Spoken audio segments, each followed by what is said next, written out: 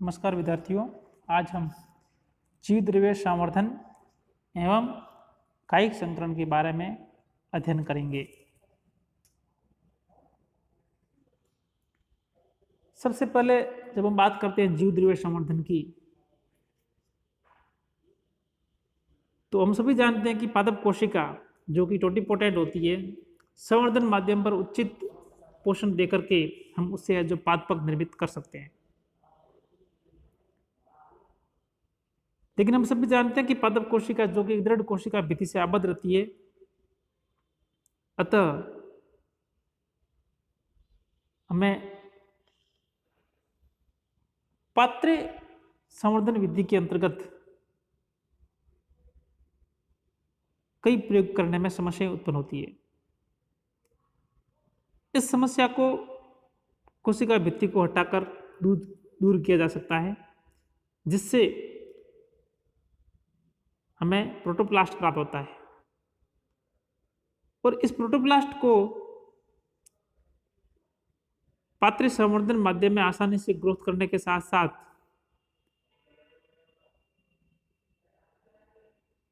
इनके संवर्धन और संकरण के प्रयोगों को आसानी के साथ में संपन्न करवाया जा सकता है। जब हम प्रोटोप्लास्ट संवर्धन की बात करते हैं, प्रोटोप्लास्ट अर्थात कोशिका भित्ति रहित पादप कोशिका, तो इन विट्रो पार्टिकल या प्रयोग करने के लिए हम किस प्रकार से इन जीवद्रव्यों को प्राप्त करें। तो इन जीवद्रव्यों को प्राप्त करने की दो विधियां हैं।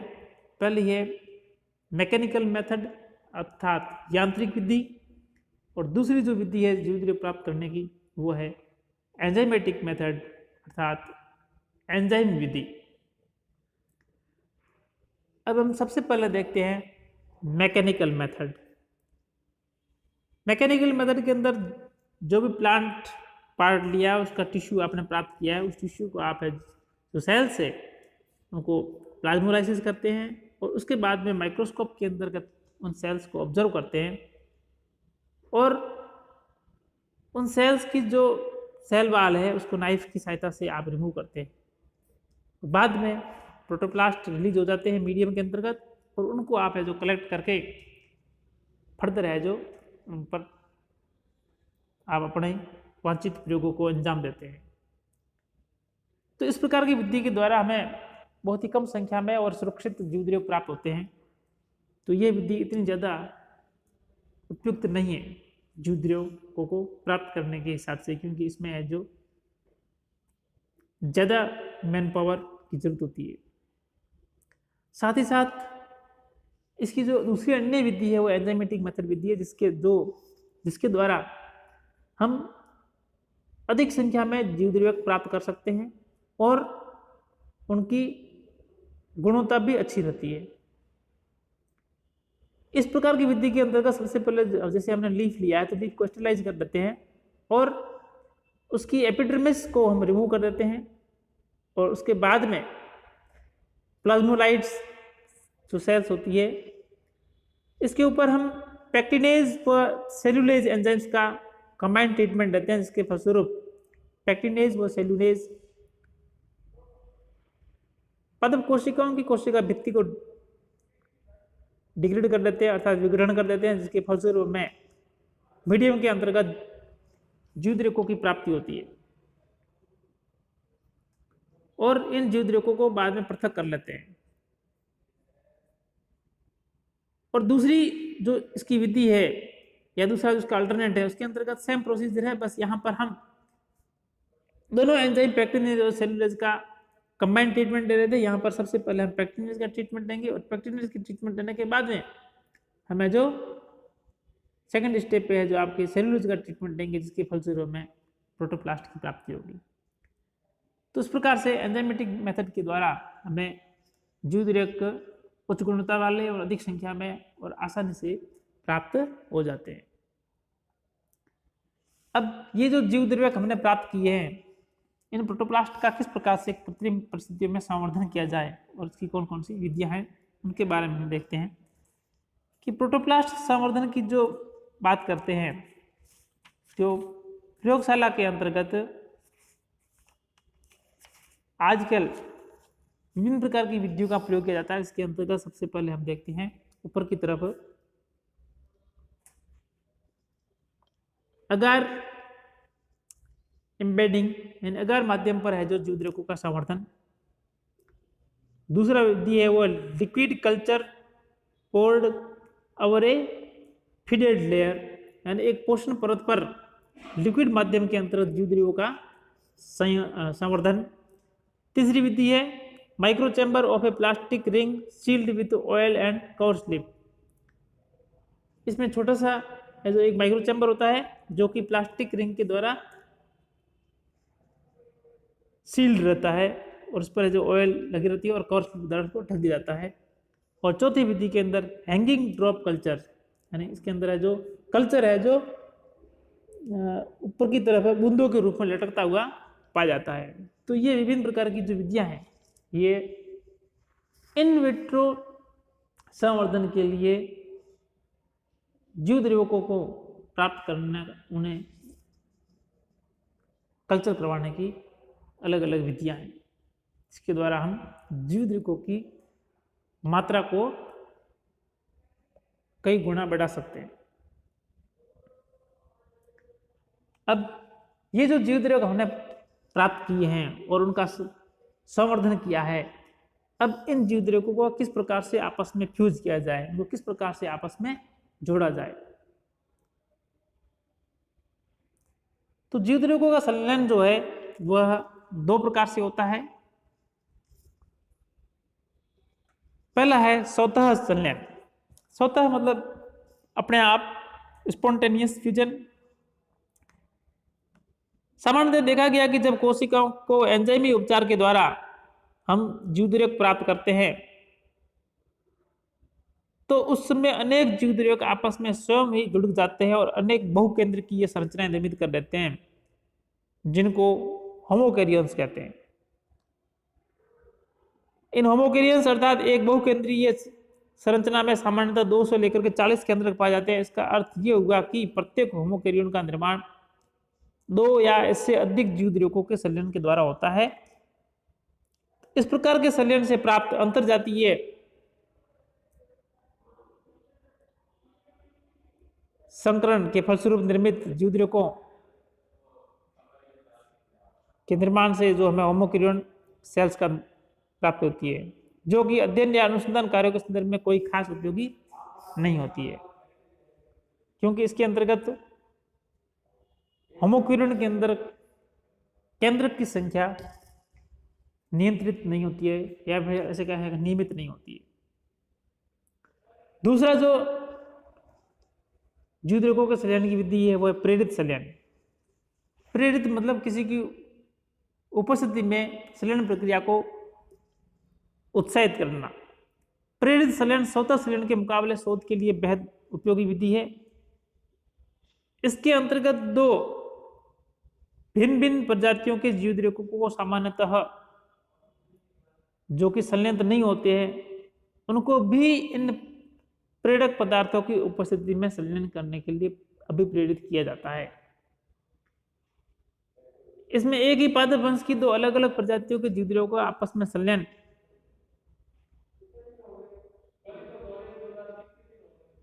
अंतर प्रजातीय संलयन कहलाता है। तो प्रेरित संलयन के द्वारा हम देखते हैं कि एक ही जाति के पौधों के जीव द्रव्यों के बीच में संलयन हो सकता है और 2 भिन्न प्रजातियों के जीव द्रव्यों के बीच में संलयन संभव है।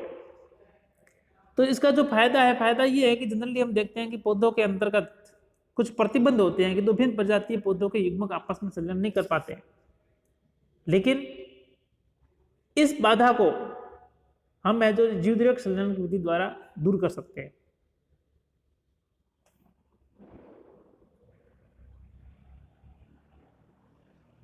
प्रेरित संलयन के अंतर्गत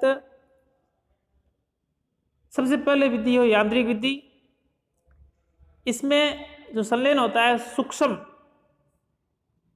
माइक्रो मैनिपुलेटर के द्वारा संपन्न किया जाता है। इसमें माइक्रोपिपेट का अग्र भाग कुछ अवरुद्ध रहता है। जैसे ही प्रोटोप्लास्ट युक्त विलयन माइक्रोपिपेट के अग्र सिरे पर पहुंचता है वहां विलयन के दबाव के कारण प्रोटोप्लास्ट का संलयन हो जाता है। दूसरी विधि है वो रासायनिक विधि। रासायनिक विधि के अंतर्गत सबसे पहले हम देखते हैं कि सोडियम नाइट्रेट द्वारा प्रेरित संयोजन। विभोजतकों से प्राप्त प्रोटोप्लास्ट संलयन हेतु यह विधि बहुत ही महत्वपूर्ण है।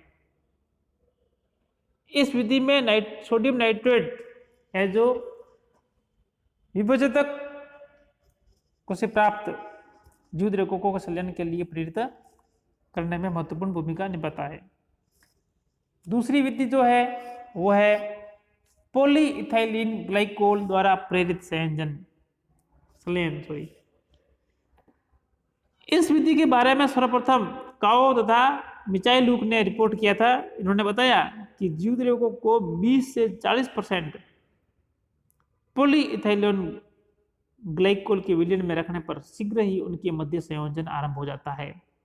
अगर पॉलीइथाइलिन ग्लाइकोल को डाइल्यूट किया जाता है तो परिणाम और बेहतर आते हैं। तो उन्होंने पाया कि केवल पॉलीइथाइलिन ग्लाइकोल को इस्तेमाल करने के स्थान पर यदि कैल्शियम +2 आयन अधिक पीएच पर अगर उपयोग किया जाए तो प्रोटोप्लास्ट संलयन प्रभावी ढंग से अधिक मात्रा में संपन्न होता है। इसके अलावा डाइमिथाइल सल्फोक्साइड को पॉलीइथाइलिन ग्लाइकोल में मिश्रित करने पर जीवद्रव्य संलयन के परिणाम और अधिक बेहतर प्राप्त किए जा सकते हैं। नेक्स्ट है रासायनिक विधियों के अंतर्गत डेक्स्ट्रॉन व पॉलीविनाइल द्वारा प्रेरित संलयन। डेक्स्ट्रॉन व पॉलीविनाइल के प्रेरण द्वारा भी प्रोटोप्लास्ट संलयन में तीव्रता आती है और कम समय में अधिक संख्या में प्रोटोप्लास्ट संलयन करवाया जा सकता है। फिर है विद्युतीय विधि।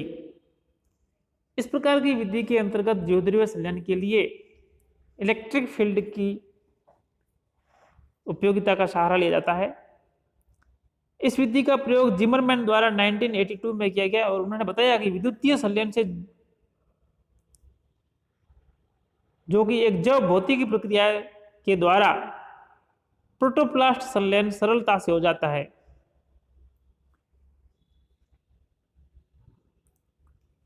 जीवद्रव्य संलयन अर्थात जो हमने जीवद्रव्य संवर्धन किया है उसके बाद में उसका संलयन है, उसका कायिक संकरण किस प्रकार से करवाया जाता है, ये प्रक्रम हम मोटे तौर पर पहले पढ़ चुके हैं, लेकिन यहाँ पर एक आपको पुनः स्मरण के लिए एक फ्लो चार्ट के रूप में दिखाया गया है। इसके अंतर्गत आप देखेंगे तो दो भिन्न प्रकार के पादपों से प्राप्त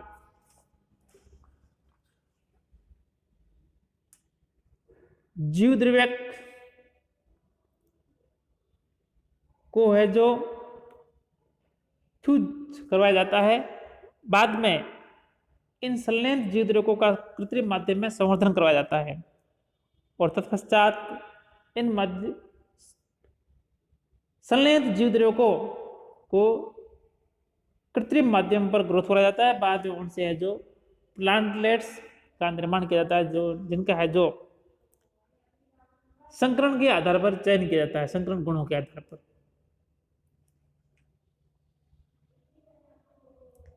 अब कायिक संकरण की सर्वोच्चता, यानी हमने जो जीवद्रव्य संवर्धन के द्वारा जो कायिक पौधे प्राप्त किए हैं या भी जो कायिक जीवद्रव्य प्राप्त किए हैं उनकी सर्वोच्चता कितनी है, तो इसको चेक करने के लिए हमें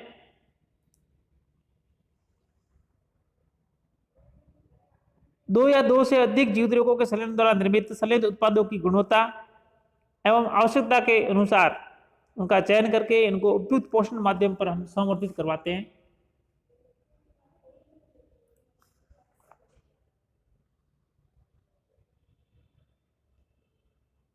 इन संलयन जीवद्रव्यों के विभिन्न प्रारूप जैसे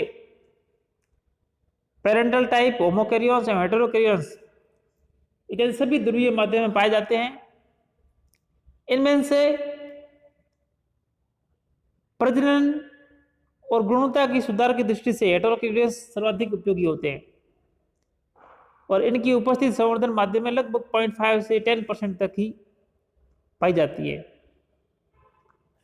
तो जीवद्रव्य संवर्धन और इसके कायिक संकरण के अंतर्गत हेटेरोक्लिटस की बहुत अधिक महत्व होता है। यहाँ पर जो आपको उदाहरण दे रखा है, हमने बताया कि तंबाकू के अंतर्गत पैतृक पौधों की तुलना में जीवद्रव्य संलयन द्वारा प्राप्त कायिक संकर पौधे अनेक लक्षणों में बेहतर होते हैं। जैसे आप यहाँ पर देख रहे हैं निकोटियाना ग्लोका और निकोटियाना लैंग्सडोर्फियाई, इन दोनों पौधों से प्राप्त जो संकर जीवद्रव्य है, उनसे प्राप्त जो पादपक होते हैं वो है जो ऑक्सीजन रहित माध्यम पर ग्रोथ कर जाते हैं, जबकि निकोटियाना ग्लोका से प्राप्त पादपक है जो ग्रोथ नहीं कर पाते हैं। वहीं निकोटियाना लैंग्सडोर्फियाई से प्राप्त पादपक भी कृत्रिम माध्यम में ऑक्सीजन रहित माध्यम पर ग्रोथ नहीं कर पाते हैं, जबकि इन दोनों के जो संकर होते हैं जीवद्रव्य वो है जो ग्रोथ कर जाते हैं।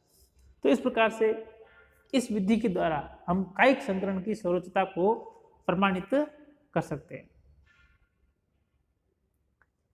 अब है जर्मप्लाज्म का क्रायो प्रिजर्वेशन।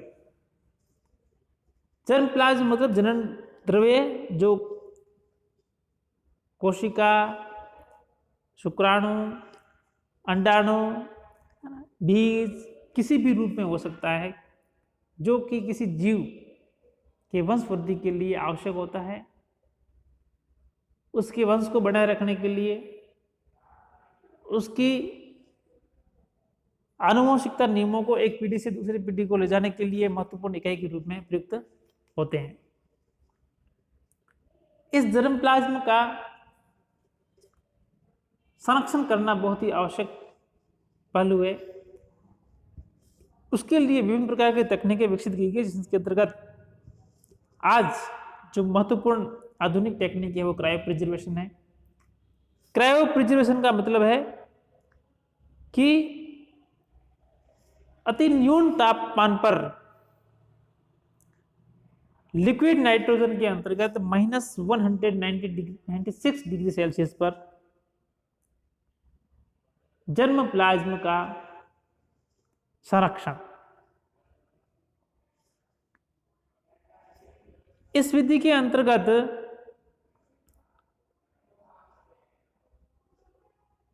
या फिर हम ऐसे कहें, इस विधि के द्वारा कई संकटग्रस्त पादप जातियों के जर्मप्लाज्म के संरक्षण में महत्वपूर्ण उपलब्धियां हासिल की गई है।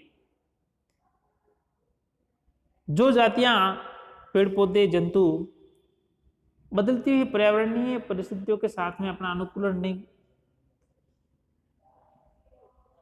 बढ़ा पाते हैं, या ऐसी जातियां जिनके प्राकृतिक आवासों को खतरा पैदा हो गया है, उन जातियों का प्राकृतिक आवासों में जनन नहीं के बराबर है, तो इन जातियों का भविष्य में विलुप्त होने का खतरा अत्यधिक है। तो इस प्रकार की जातियों को बचाने के लिए जर्मप्लाज्म का क्रायो प्रिजर्वेशन बहुत ही महत्वपूर्ण एक तकनीक है, युक्ति है।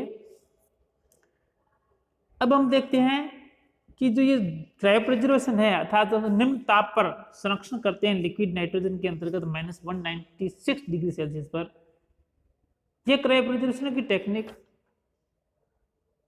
मुख्यतः 4 चरणों में संपन्न होती है, जिसके अंतर्गत पहला जो चरण है वो है हिमीकरण, जिसको हम फ्रीजिंग कहते हैं। हिमीकरण के अंतर्गत धीमा हिमीकरण अर्थात शीत संरक्षण के अंतर्गत सबसे अधिक उपयोग में आने वाली प्रक्रिया का तकनीक है। इस प्रक्रिया में पादप ऊतकों का हिमीकरण 0 डिग्री सेल्सियस से 100 डिग्री सेल्सियस तक नियंत्रित एवं धीमी गति से किया जाता है, अर्थात 0.5 डिग्री सेल्सियस से 2 डिग्री सेल्सियस प्रति मिनट की रेट से उनका है जो हिमीकरण किया जाता है। दूसरा जो हिमीकरण का प्रकार है वो तीव्र या शीघ्र हिमीकरण। हिमीकरण की इस प्रक्रिया में पादप ऊतकों अंगों का -1000 डिग्री सेल्सियस मिनट से अधिक की दर से हिमीकरण किया जाता है। तीसरा जो है वो है बिंदु हिमीकरण। इस प्रक्रिया में शीत रक्षित पदार्थों से उपचारित विभजित की ऊतकों को 2 से 3 माइक्रोलीटर आकार की बूंदों के रूप में पेट्री प्लेट में रखी एल्यूमिनियम पन्नी पर प्रक्षेपित करने के पश्चात उन्हें 0.5 डिग्री सेल्सियस प्रति मिनट की दर से -20 डिग्री सेल्सियस से -40 डिग्री सेल्सियस तक हिमीकरण किया जाता है। फिर है संग्रहण। हिमीकृत कोशिकाओं ऊतकों अंगों को द्रव नाइट्रोजन रेफ्रिजरेटर में -196 डिग्री सेल्सियस पर स्टोर किया जाता है। यानी हिमीकरण पहले पादप अंग या भी जो भी जनन इकाई है जिसका क्रायोप्रेजरेशन करना है उसका हिमीकरण किया जाता है। हिमीकरण के बाद में उसका -196 डिग्री सेल्सियस पर द्रव नाइट्रोजन के अंतर्गत संग्रहण किया जाता है। तीसरा स्टेप है वो हिम द्रवण, यानी हिमीकृत पादप ऊतकों का हिम द्रवण संरक्षण पात्र को 37 डिग्री सेल्सियस से 40 डिग्री सेल्सियस ताप पर मान के जल में स्टेलाइज करके किया जाता है। हिम द्रवण की दर 500 से 700 डिग्री सेल्सियस प्रति मिनट होती है। पादप ऊतकों को पुनः संवर्धन तक आइस बाथ में रखा जाता है और हिम द्रवण की दर तीव्र होती है जिससे इसमें हिम क्रिस्टल नहीं बनते हैं, क्योंकि हिम क्रिस्टल अगर बन जाते हैं तो जर्मप्लाज्म के ऊतकों कोशिकाओं को क्षति पहुंच सकती है। पुनः संवर्धन।